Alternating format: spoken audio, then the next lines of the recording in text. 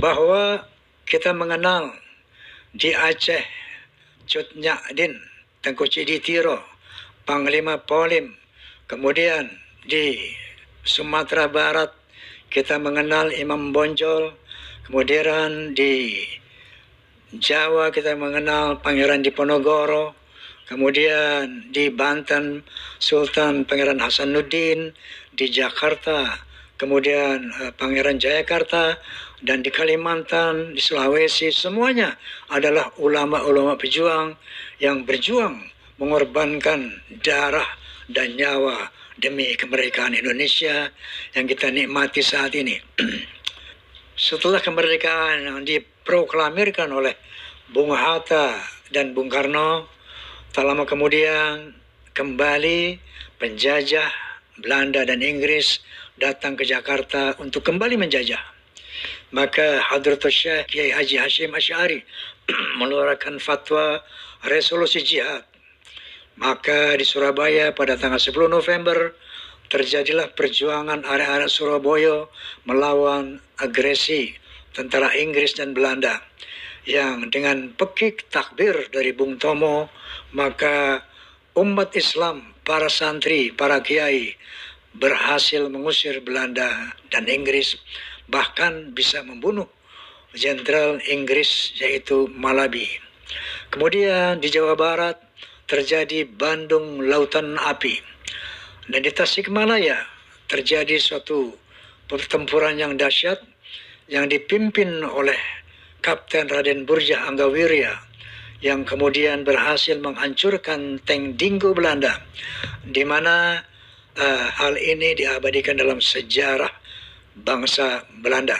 Sebagai saksi daripada Kapten Raden Burjah adalah anak buahnya, yaitu Mayor Jenderal Haji Marzuki Edi Nalapraya, yang alhamdulillah sampai saat ini beliau masih ada. Coba kita lihat ini, ada apanya, foto waktu tank Bingo ini yang rusak ini. Nah, terus ini Mayor Haryadi dengan tank yang sudah diperbaiki.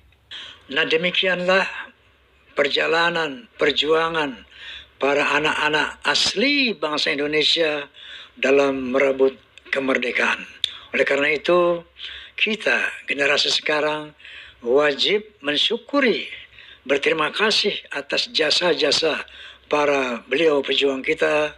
Pertama, dengan membacakan doa agar para pahlawan nasional diberikan pahala yang besar, diterima amal ibadahnya, diampuni segala dosa-dosanya, dan ditempatkan sebagai para mujahid, para syahid di sisi Allah Subhanahu wa Ta'ala.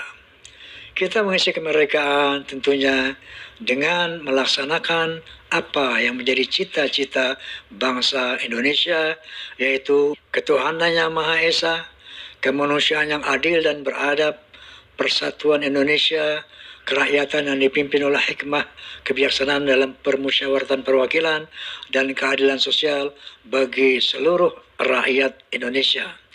Inilah tugas generasi sekarang dalam rangka mengisi kemerdekaan yang telah dianugerahkan oleh para pejuang-pejuang anak bangsa sendiri. Adapun mengenai polemik nasab, podcast Bisikan Roma telah merajut berbagai sumber dari polemik ini, mulai dari Guru Gembul, kemudian dari Kiai Haji Imaduddin yang berbicara tentang nasab, sejarah nasab. Kemudian ada Gus Romel sebagai pembanding dari Rabithah Alawiyah. Kemudian ada juga Dr. Sugeng Sugiharto sebagai ahli DNA. Kemudian ada juga Profesor Menahem Ali sebagai ahli filologi. Dari sana ditetapkanlah oleh Kiai Haji Imaduddin bahwa Ubaidillah sebagai keturunan Nabi dari Ahmad bin Isa tidak terkonfirmasi sebagai tokoh yang eksis selama 550 tahun. Kemudian dari sisi filologi, menurut Profesor Menahem Ali, bahwa kaum Ba'alawi mustahil sebagai orang Arab. Tapi kaum Ba'alawi adalah dari Kaukasus menurut ilmu sejarah. Dan menurut ilmu DNA, pakar DNA Dr. Sugeng Sugiharto menyatakan bahwa secara DNA mustahil kaum Ba'alawi adalah keturunan Nabi Muhammad sallallahu alaihi wasallam. Allah Subhanahu wa taala berfirman bahwa al-yawma akmaltu lakum dinakum. Hari ini aku sempurnakan agamamu. Dalam ayat yang lain Allah Subhanahu wa taala berfirman, "Ma faratna fil kitabi min syai'." Tidak ada yang aku tinggalkan, tidak ada yang aku lupakan dalam Al-Qur'anul Karim. Semuanya lengkap, berbagai aspek kehidupan manusia tertuang di dalam Al-Quranul Karim. Bahkan seorang sosiolog Profesor Dr. Arnold Toynbee setelah membaca Al-Quran, beliau berkomentar, Islam is not only a religion, but it also a way of life and a whole civilization. Islam bukan sekedar agama, tapi ternyata way of life, bimbingan hidup, and a whole civilization, dan sebuah peradaban yang lengkap. Allah Subhanahu wa taala berfirman, A'udzu billahi minasyaitonir rajim. Bismillahirrahmanirrahim.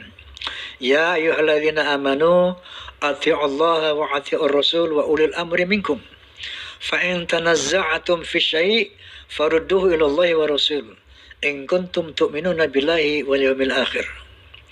Dzalika khairu wa ahsanu ta'wila. Artinya, wahai orang-orang beriman, taatilah Allah, taatilah Rasul, dan pemimpin-pemimpin kalian. Apabila terdapat perselisihan antara kalian, maka kembalikanlah kepada Allah dan Rasulnya. Itu hal yang baik, dan itu adalah jalan keluar yang terbaik untuk kalian. Nah, oleh karena itu, mengenai polemik nasab, kita harus kembalikan kepada Al-Quran wal Hadis. Baik, apa yang menjadi perdebatan dari polemik ini? Pertama, mengenai Ahlul Bait. Mari kita lihat dalam Al-Quranul Karim, siapakah Ahlul Bait itu? Apakah arti dari Ahlul Bait?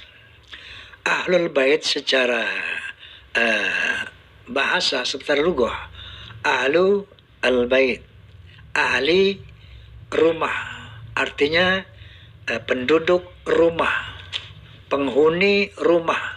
Ahlul Bait adalah orang-orang yang ada dalam rumah. Dalam ini tentunya rumah Rasulullah Sallallahu Alaihi Wasallam. Itu secara harfiah. Lalu Al-Quranul Karim berbicara. Ternyata Ahlul Bait dalam surat Al-Ahzab 28-33 yang dimaksud Ahlul Bait adalah istri-istri Nabi Sallallahu Alaihi Wasallam. Sebagaimana firman Allah Subhanahu Wa Taala, Ya ayuhan Nabi, qul li azwajika in kuntunna turidna al-hayata dunya wa zinataha fata'alayna wa umatti'akunna wa sarihkunna sarahan jamila. Katakan ya Nabi kepada istri-istri kamu, seandainya kamu menginginkan dunia dan perhiasannya, fata'alayna, kemarilah, umatti'akunna, aku berikan kamu hadiah, wa usarihkunna, dan aku ceraikan kamu, sarahan jamila, dengan cara bercerai yang baik. Wa in kuntunna turidna Allah wa Rasul wa darul akhirah fa inna Allah ada lil muhsinati minkunna ajran azima. Tetapi apabila di antara kalian menghendaki Allah, menghendaki Rasulnya dan hari akhirat, maka sesungguhnya pahala Allah sangat besar bagi uh, orang-orang yang muhsin di antara istri-istri Nabi. Nah, jadi dari dua ayat ini kita melihat bahwa Allah memerintahkan kepada Nabi Muhammad, kepada istri-istrinya, kalau mereka menginginkan dunia dan isinya, diperintahkan diceraikan oleh Allah. Tetapi kalau mereka menginginkan Allah dan Rasulnya, maka Allah akan memberikan pahala. Artinya orientasi keluarga Nabi, istri-istri Nabi adalah harus mencari ridha Allah, bukan dunia. Lalu ayat berikutnya Allah SWT berfirman, Ya nisa'an Nabi, man ya'ti minkunna bifahishatin mubayyinatin yudha'af laha al-'adzabu dhi'fain. Wahai istri-istri Nabi, kalau ada di antara kamu datang dengan kefasikan yang nyata, maka azabnya 2 kali lipat. Artinya kalau istri-istri Nabi itu berbuat kefasikan, azabnya 2 kali lipat. Tapi sebaliknya, wa man yaqnut minkunna lillahi wa rasulihi wa ta'mal shalihan nu'tiha ajraha marratain.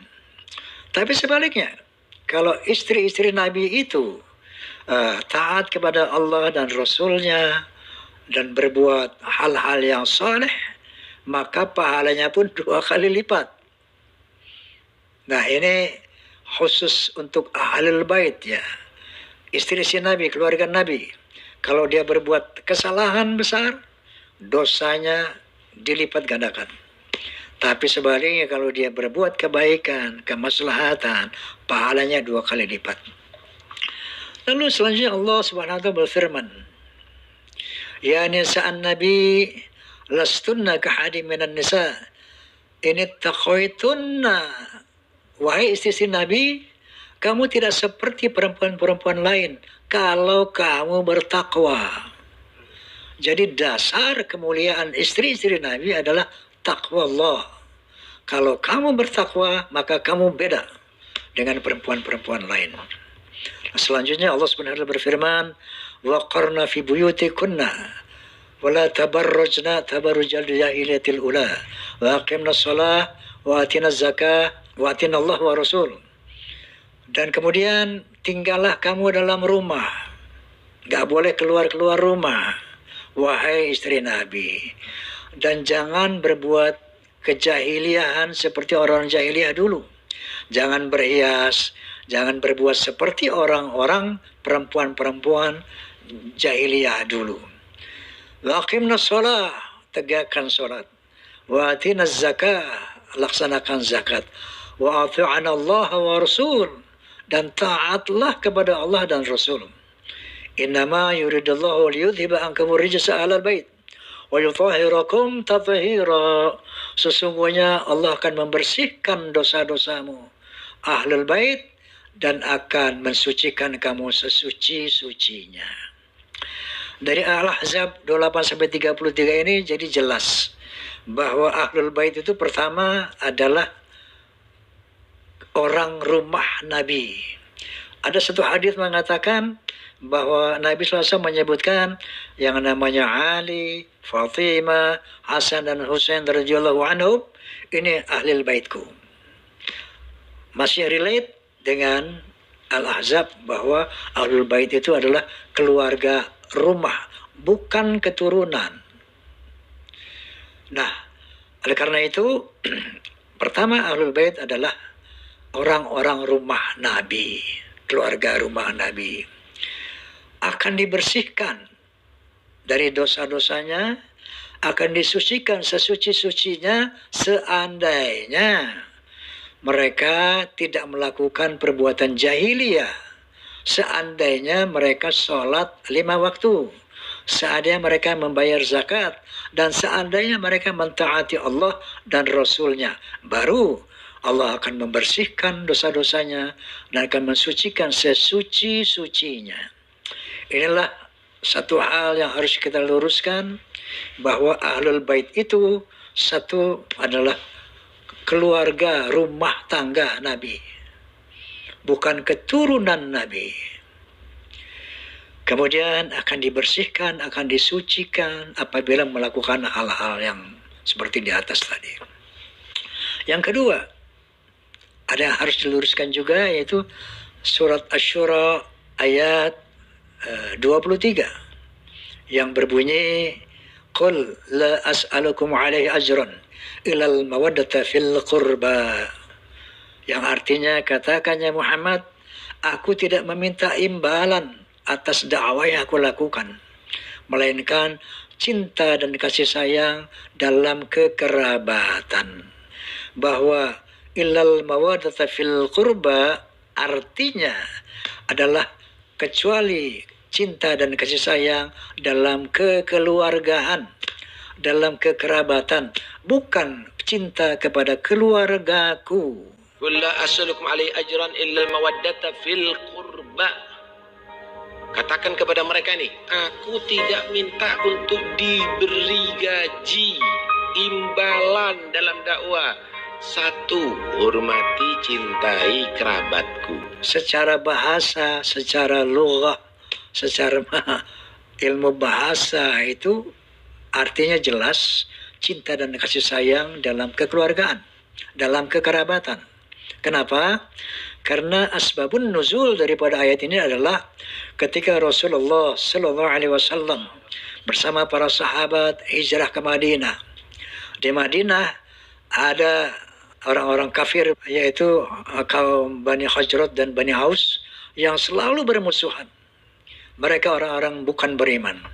Tapi dengan dakwah Nabi Muhammad SAW, mereka menjadi orang-orang beriman dan orang-orang yang bersaudara, bersahabat, tidak lagi perang.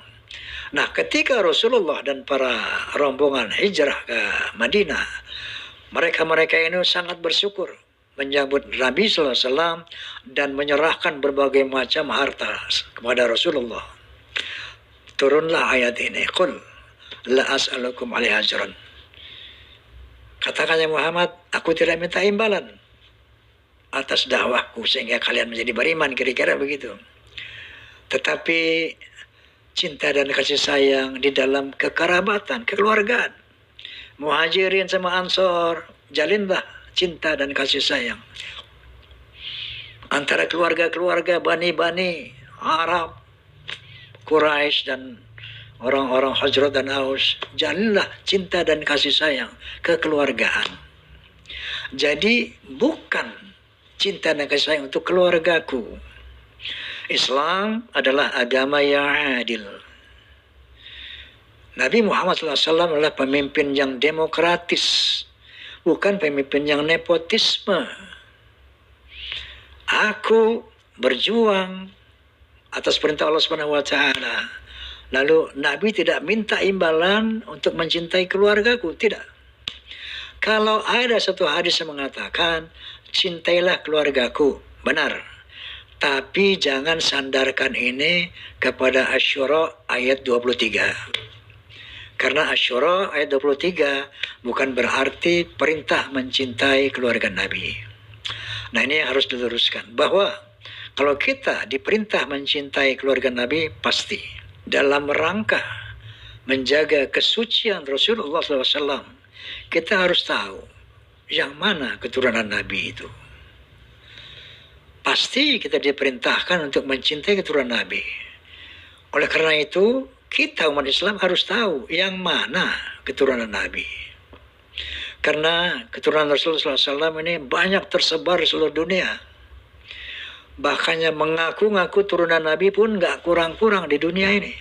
Oleh karena itu, demi sekali lagi kesucian Rasulullah SAW, kita harus betul-betul mengetahui secara ilmiah, secara Quran wal Hadis, siapa keturunan Nabi yang memang harus kita hormati, harus kita cintai.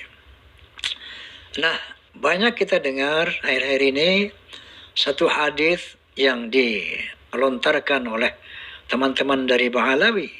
Satu hadis yang berbunyi, qala Nabi SAW, taraktu fikum amrain ma in tamassaktu bihima lan tadillu abada, kitab Allah wa dzurriyyati, atau kitab Allah wa ahli. Aku tinggalkan kepadamu dua hal, kata Nabi. Yang apabila kamu berpegang kepadanya, maka kamu tidak akan tersesat. Menurut mereka, kitabullah dan zuriyah Nabi, kitabullah dan turunan Nabi. Sementara ada hadis lain yang sahih yang mengatakan, taraktu fikum amrayn ma in tamassaktum bihima la tadillu abada. Kitaballah wa sunnati. Atau kitaballah wa sunnata rasulih. Aku tinggalkan kepadamu dua hal yang apabila kamu berpegang kepada keduanya kamu tidak akan tersesat selamanya. Pertama kitabullah, yang kedua adalah sunnah Nabi. Entah itu sunnah qauliyah, sunnah fi'liyah, atau sunnah takririyah. Jadi dari dua hadis ini kira-kira yang mana yang logis, yang benar? Tentunya hadis yang mengatakan Quran dan sunnah Nabi. Ketika kita mengatakan Quran dan turunan Nabi, turunan Nabi ini nggak masuk. Apalagi mengaku turunan Nabi. Banyak di kalangan mereka yang bermaksiat kepada Allah. Apakah masuk akal kalau dengan berpegang kepada mereka maka kita tidak akan tersesat? Oleh karena itu hadis yang paling sahih mutawatir adalah taraktu fikum amrayni ma in tamassaktum bihima lam tadillu abada, kitaballah wa sunnati. Aku tinggalkan kamu dua hal, ya, apabila kau berpegang kepadanya kamu tidak akan tersesat selama-lamanya. Al-Quranul Karim dan sunnah Nabi.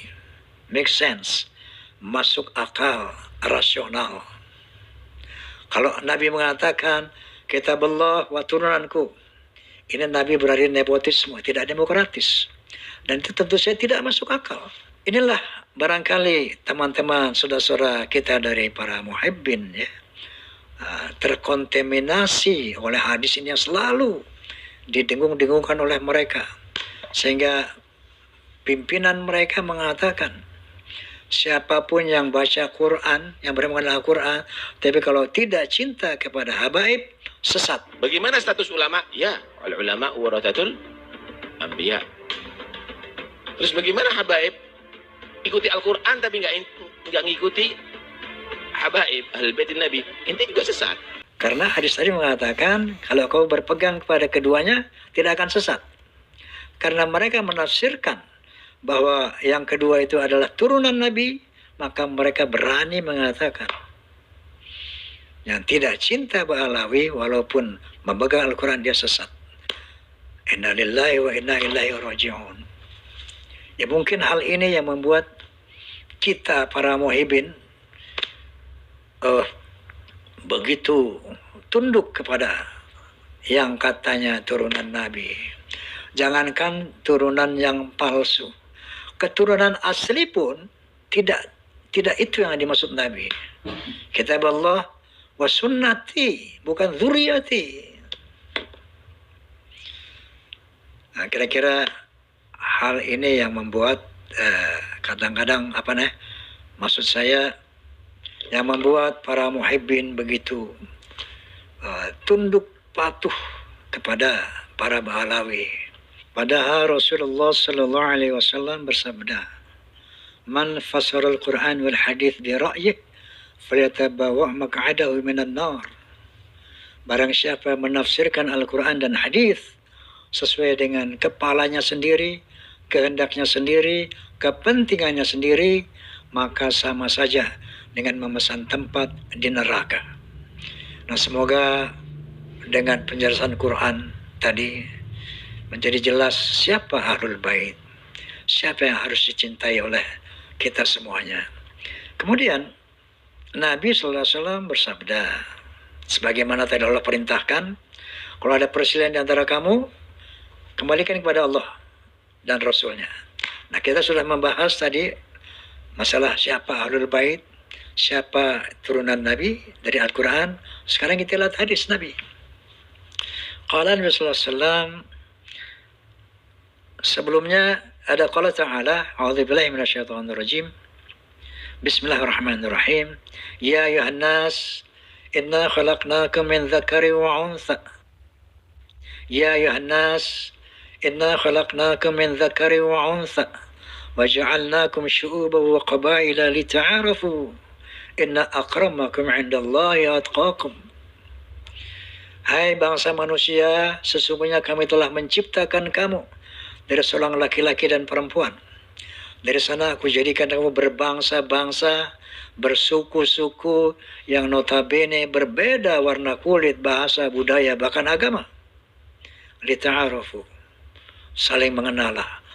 Lita'arafu, saling menghormatilah. Di sinilah kita melihat Al-Islam adalah suatu agama yang menghormati pluralitas. Karena pluralitas itu memang dikondisikan oleh Allah SWT, bukan pluralisme. Ya. Kita diperintahkan umat Islam untuk menghormati siapapun manusia, dari manapun bangsanya, apapun agamanya bahkan. Lalu Allah SWT berfirman, melanjutkan firman-Nya, Inna akramakum 'indallah atqakum. Sesungguhnya ketinggian derajatmu di sisi Allah, wahai manusia, yaitu takwamu. Bukan dari mana bangsamu. Maka Nabi selesai menyatakan, La fadla li'arabiyyan ala ajamiyin illa bitaqwa. Tidak ada kelebihan dari bangsa Arab di atas yang bukan Arab kecuali takwa. Kenapa Nabi mengatakan tidak ada kelebihan dari bangsa Arab, bukan bangsa Yaman? Karena Nabi adalah orang Arab. Rasulullah adalah dari Bani Hashim, orang Arab. Oleh karena itu Nabi mengatakan tidak ada kelebihan bangsa Arab dari yang bukan Arab kecuali takwanya. Oke. Kemudian selanjutnya Nabi SAW bersabda,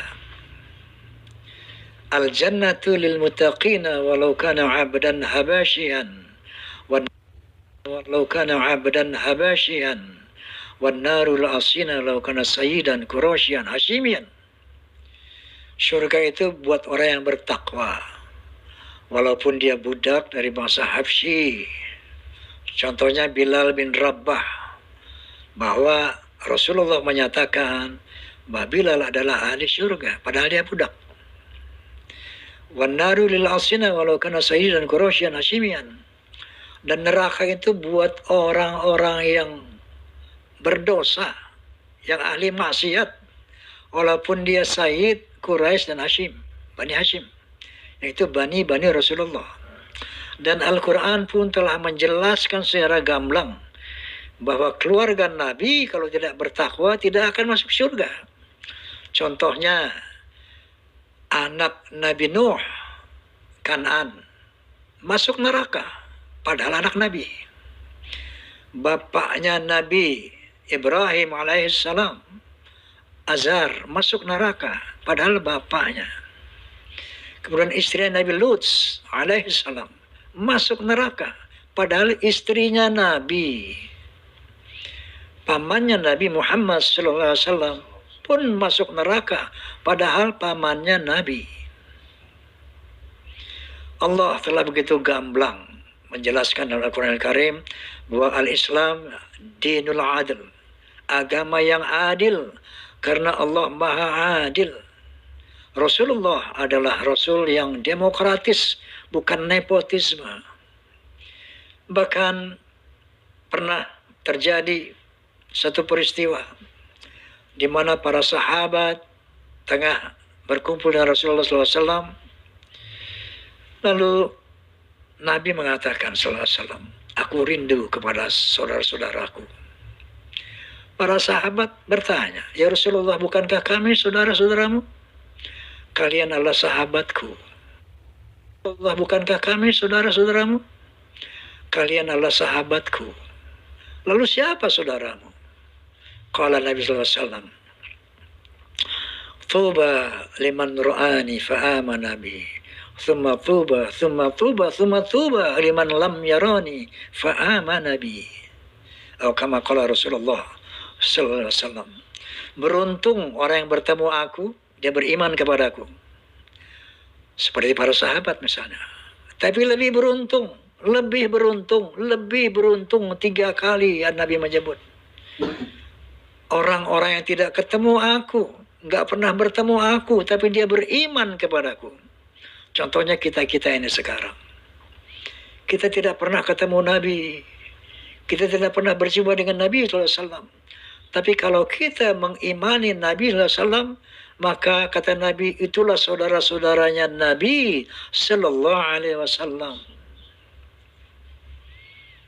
Sama sekali Nabi tidak pernah mengutamakan zuriyahnya, keturunannya. Tidak pernah. Bahkan ketika beliau mau meninggal dunia, yang diseru bukan ya zuriyati. Tidak. Ya ummati, ya ummati, ya ummati, umatnya yang dipanggil. Wa qala Nabi sallallahu alaihi wasallam, "Law anna Fatimah bint Muhammadin saraqat laqata'tu yadaha." Seandainya Fatimah binti Muhammad mencuri, aku potong tangannya. Inilah kepemimpinan Rasulullah yang begitu demokratis, tidak nepotis. Begitulah Islam, agama yang lurus, yang adil. Inna akramakum indallah atqakum. Dari bangsa manapun, dari turunan siapapun, kalau mau bertakwa, kamulah yang mulia.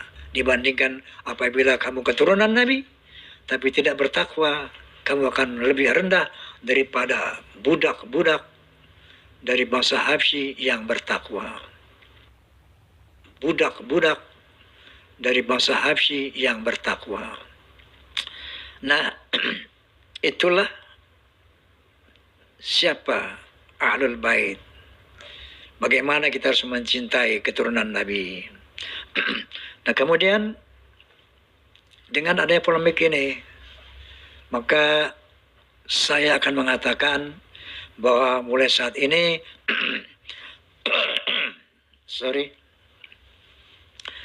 dengan dasar-dasar Al-Quran wal Hadis tadi, dan dengan dibantu dengan data-data ilmiah dari sisi ilmu nasab, dari sisi ilmu filologi, dari sisi ilmu DNA, maka saya hari ini Bismillahirrahmanirrahim, asyhadu an la ilaha illallah wa asyhadu anna Muhammadar Rasulullah. Saya hakul yakin bahwa Baalawi bukan keturunan Nabi Muhammad sallallahu alaihi wasallam. Namun demikian, saya akan tetap mencintai mereka-mereka sebagai sesama muslim, sebagai sesama orang beriman. Karena Allah Subhanahu wa taala berfirman, "Innamal mu'minuna ikhwatun fa aslihu baina akhwaikum." Sesungguhnya orang-orang beriman itu saudara, maka damaikanlah sesama saudaramu. Maka saya berkomitmen, walaupun mereka bukan turunan Nabi, tidak akan pernah berkurang cinta saya kepada mereka. Tidak akan pernah berhenti persahabatan saya kepada mereka. Wa qala ta'ala aidan, wa'tasimu bihablillahi jami'an wa la tafarraqu. Bersatu padulah kalian di bawah tali Allah, jangan bercerai-berai. Jadi pernyataan sikap saya ini juga akan saya tunjukkan bahwa saya tidak akan melakukan pembatasan kepada saudara-saudara dari kaum Baalawi. Walaupun saya sudah yakini bahwa mereka bukanlah turunan Nabi. Oleh karena itu, untuk membedakan turunan Nabi dan bukan, maka mulai hari ini pula saya untuk membedakan turunan Nabi dan bukan, maka mulai hari ini pula saya akan memanggil sahabat-sahabat saya dari Baalawi bukan lagi Habib. Tetapi kalau mereka berilmu, akan saya panggil Al-Mukarram wal-Mukhtaram Ustaz Rizik Syihab. Al-Mukarram wal-Mukhtaram Ustaz Taufik Assegaf, dan seterusnya. Dan bagi orang-orang yang katakanlah bukan Ustaz, saya akan panggil akhina fillah. Kira-kira demikian pernyataan saya. Semoga Allah Subhanahu wa taala meridhoi dan meluruskan apa yang saya nyatakan. Last but not least, kepada Al-Ustaz Muhammad Rizik Syihab dan lain-lain dari Bahlawi, saya mohon dimaafkan lahir dan batin apabila selama ini ada ucapan-ucapan saya yang kurang berkenan, yang barangkali menyinggung perasaan antum semuanya. Maafkan saya. Dan sebaliknya, pintu maaf saya sangat terbuka untuk semua kaum Bahlawi. Demikian, wallahul muwaffiq ila aqwamit thoriq. Billahi taufiq wal hidayah. Tsumma assalamu alaikum warahmatullahi wabarakatuh.